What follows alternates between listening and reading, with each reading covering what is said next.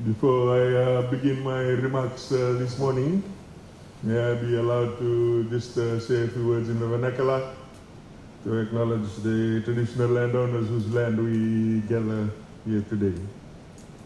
Turang sa kategory na kurwarwa, masa kana nganturang na kaleu na tuinan nga, and na buwikin kaya na lewe wiki, na kuni kurwud lewu na Fiji National University.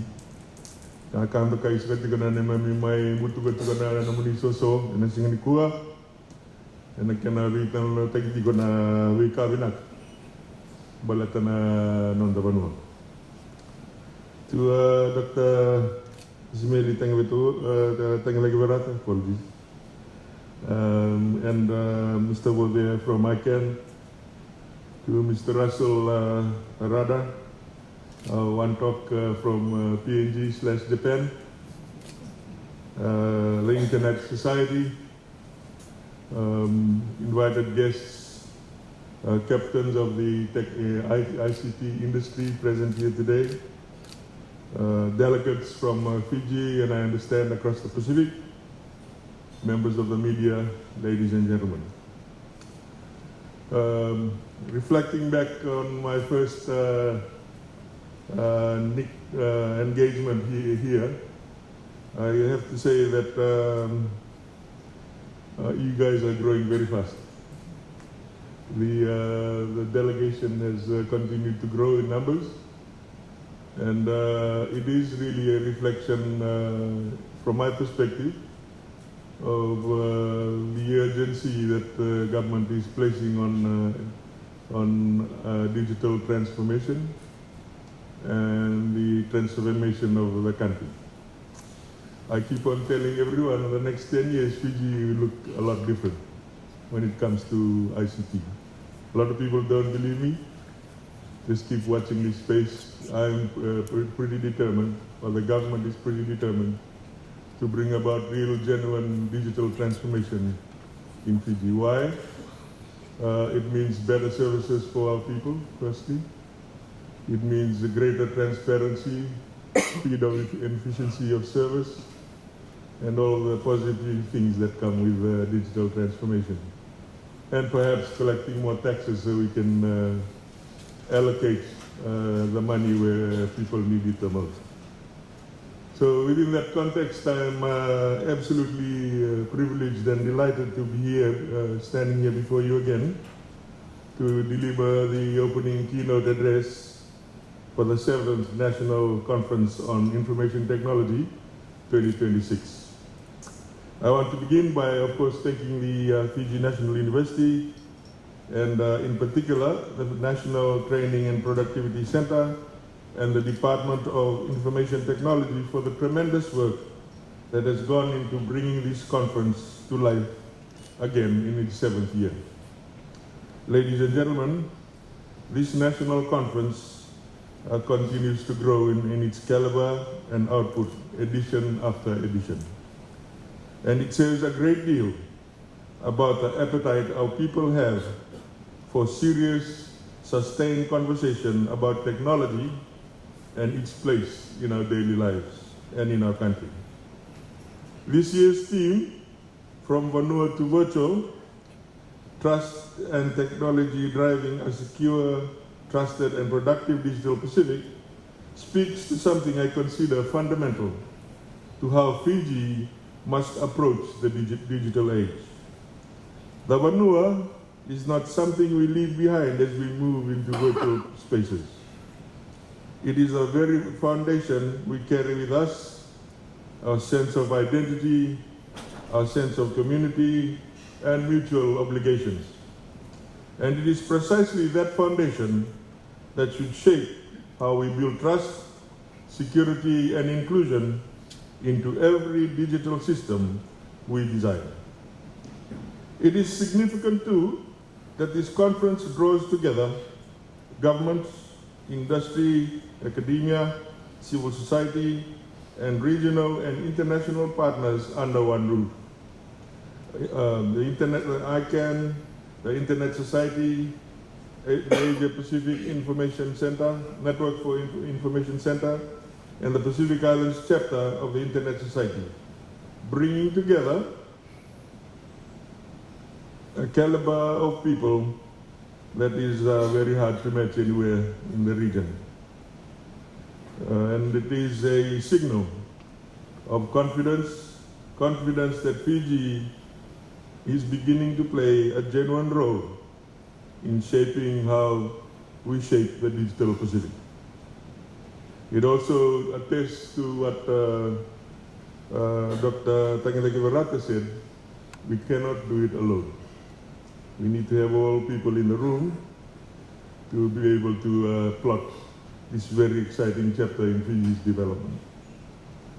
For government, occasions such as these is not ceremonial. They are working sessions. The policy positions we take on connectivity, on cybersecurity, and digital trade are strengthened greatly when they are tested against the expertise gathered in the room today. I see the digital agenda as inseparable from the broader work of growing our community. In fact, I would argue that it is perhaps one of the central pillars in our endeavor to diversify genuinely the economy of Fiji. A secure and trusted digital environment is now as essential to doing business in Fiji as reliable roads, power, and water. Our micro, small, medium enterprises increasingly depend on digital payments, e-commerce platforms, and online services to reach customers beyond our shores. Our public enterprises are modernizing their systems to serve citizens more efficiently. None of that progress is sustainable if it is not built on a foundation of trust that data will be protected, that systems will be resilient, that the benefits of technology will reach ordinary Fijians and not simply a few who are already well connected. The government has been deliberate in building that foundation. Our National Digital Strategy and the National Cybersecurity and Resilience Strategy, hands up those of you who have read the document. Shame on you all. I will try and organize that the QR codes be somehow transmitted to this forum. I urge you to read those documents, because they are not just platitudes or idle ambition. These are real planning documents that will plot the ICT industry. And it will be very important that those of you who are the arms and legs of the industry are fully dialed in as we progress in the journey. These documents provide the roadmap on the foundational components that we are putting in place so that we properly harness digital technologies and create new opportunities for our people and our industries. This includes having a resilient digital infrastructure and robust safeguards against emerging cyber threats. We will continue to strengthen our cybersecurity posture and continue in our cyber diplomacy efforts and participate in and shape regional and global frameworks. By 2030, you can come and ask me if I'm still around in 2030. Our goal is to have 80% of key government services fully digitized, create 40,000 ICT jobs across various sectors, achieve 50% penetration in 5G technology, roll out and adopt a national ID, and strengthen cyber practices across the whole society and increase resilience of our critical infrastructure and critical information architecture, just to name a few. These all require the right foundational work, which is already happening. One of the things I tease everybody with is this particular government doesn't only talk. it actually does sense. And we are doing quite a significant amount on ICT generally. The data protection legislation framework is being put in place. We have completed the National Privacy and Personal Data Protection Policy that is built on 8 core principles. Every person's right to privacy comes as the first. Our policy is aligned not only to global data protection, not only aligned to the Data Protection Treaty, on which GDPR is based. Also, work has progressed on the review of the Telecommunications Act and the Online Safety Act, and as I mentioned, the development of the National ID. I'm sure or hope that most of you have been involved in the national consultations. If not, I urge you to watch when those public consultations come around again and be part of it. When a cyber incident hits, our new national search is already getting organizations back on their feet, and as a preparedness measure, facilitating cyber drills for different sectors.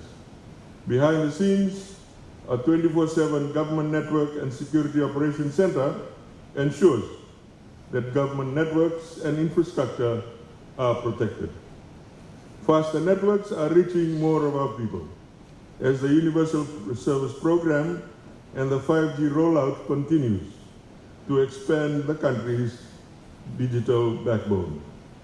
The new National Cybersecurity website gives every Fijian one place to report harm, flag an incident, and find information on how to better protect themselves online. Please check this out if you haven't already. The impact of getting all of this right extends well beyond our shores. A more secure, a more productive digital Fiji strengthens our credibility as a regional hub for investments, for talent, and for the kind of Pacific-led digital cooperation that this conference exists to advance. Just talking a little bit about the infrastructure. When we got into office, we had big ambitions on ICT, but we knew that some of the infrastructure was not quite there. And all of a sudden, Google arrived in Fiji. Right now, if you go to Natandola, they are already building a data operations center. It will connect Fiji to America, Australia, South America, and Southeast Asia, and light up the rest of the Pacific as a result. Within that time frame, we were approached by Starlink. Starlink had been knocking on the doors of the Fiji government for 4 years, I think, trying to introduce Starlink. We approved them within 6 months of getting into government. So when you talk about Vanua and virtuality, it is no longer a theory, it exists in practice. You have now people from Rotuma calling people in Dubai. You have people in Laos calling their relatives in Sydney. And that is just by allowing Starlink to start in Fiji. And I will argue to all of you that there is more to come with that. Right now, through a trust fund that the government has, we are rolling out Starlink to all communities across Fiji. The first 120 villages are being implemented now. That will grow to 240 by the end of next year. And there's another 300 after that need to be rolled out. So we will have a larger digital footprint. What does it mean? More economic activity, more access to education, to health, etc., etc. And of course, as mentioned, 5G. The 5G, we hope the 5G is the main channel of communication eventually in the country. By 2030, we hope to have up to 50% penetration, and we keep going from there. So one of the reasons that I am very confident with where we're heading in terms of ICT is because Fiji now has the enabling infrastructure to not only talk theoretically about it, but actually do something with it.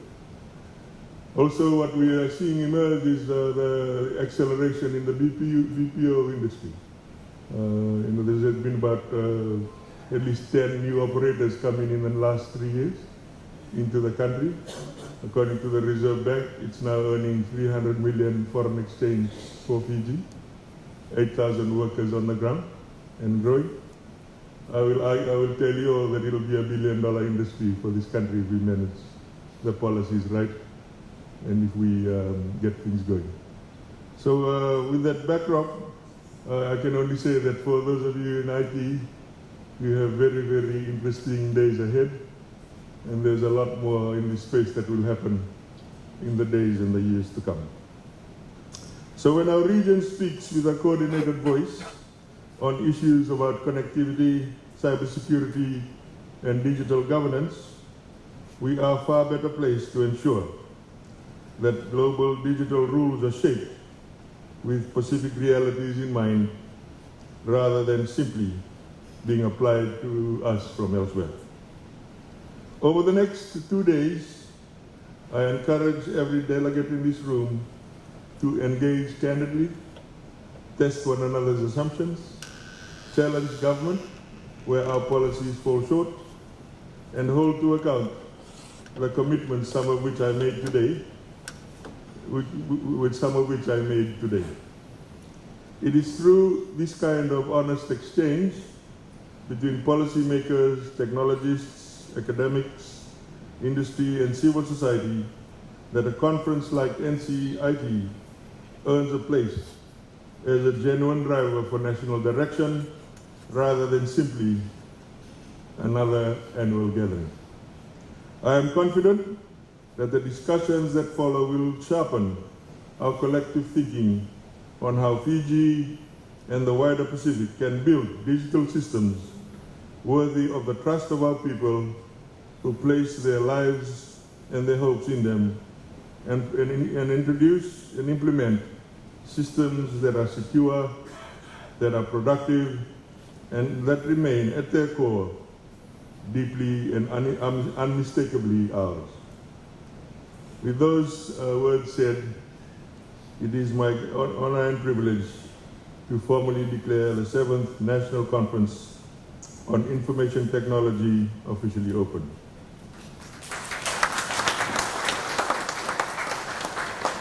Let us move forward together in trust and to build a secure, productive digital Fiji and the Pacific. Manoa level, may God bless you all, and may God bless the Republic of Fiji. Naka.